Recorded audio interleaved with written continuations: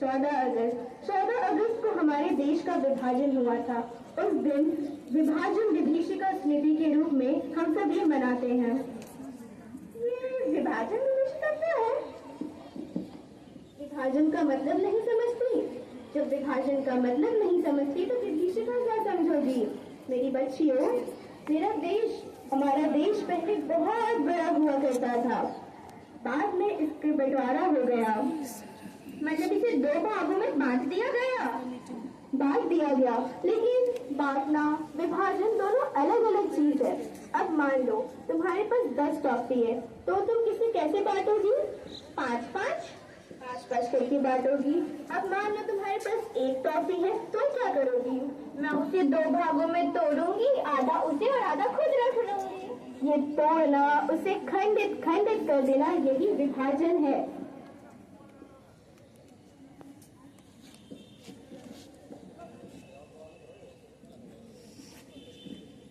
आओ बच्चों तुम्हें दिखाए झांकी हिंदुस्तान की, इस मिट्टी से तिलक करो, ये धरती है बलिदान की।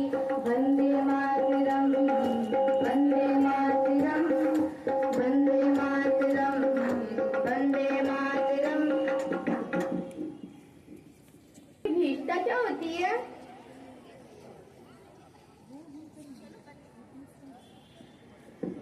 आओ तुम्हें बताती हूँ ये विभीषिका क्या होती है।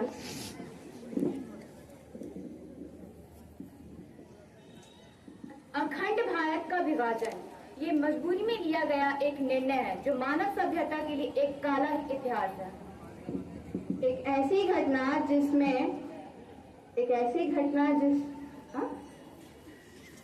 अखंड भारत बदल गया।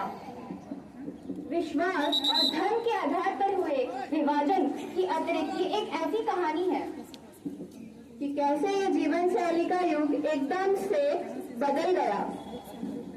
लगभग 60 लाख लोग अपने क्षेत्रों को छोड़कर पूर्वी क्षेत्र में चले गए। लगभग 65 लाख लोग और अखंड समुदाय पश्चिमी क्षेत्र चले गए। 20 लाख लोग हिंदू तथा अन्य वर्ग के लोग अपने पूर्वी क्षेत्र को छोड़कर पश्चिमी क्षेत्र में टूट गया।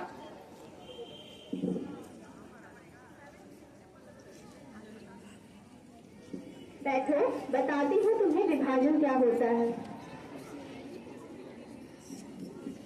ध्यान से सुनना। विभाजन के इतिहासकारों ने इसे बड़े अपनी दृष्टिकोण से बहुत अच्छे से समझाया है। ध्यान से सुनना। धर्म के आधार पर हमारा देश 2 हिस्सों में बंट गया। लोग इस पार से उस पार भागने लगे। पूरे भगदड़ मच गया। लोग हड़बड़ा गए। सारे लोग इधर से उधर भागने लगे। उनका घर बार सब कुछ छिन गया। हाँ, सब कुछ छिन गया। मुझे तो ये सुन के ही डर लग रहा है। ये डरने वाली बात तो है मेरी बच्ची। सोचो, जो लोग उस वक्त रहे होंगे उन पे क्या बीत रही होगी। दादी जी, वहाँ तो मेरे जैसे भी कई बच्चे होंगे, उनका क्या हुआ? हाँ, तुम्हारी जैसे तो लाखों बच्चे थे जिन्होंने इस दौर को अपनी आंखों से देखा है। आज भी इस दृश्य को वो सोचकर, याद कर सिहर जाते हैं।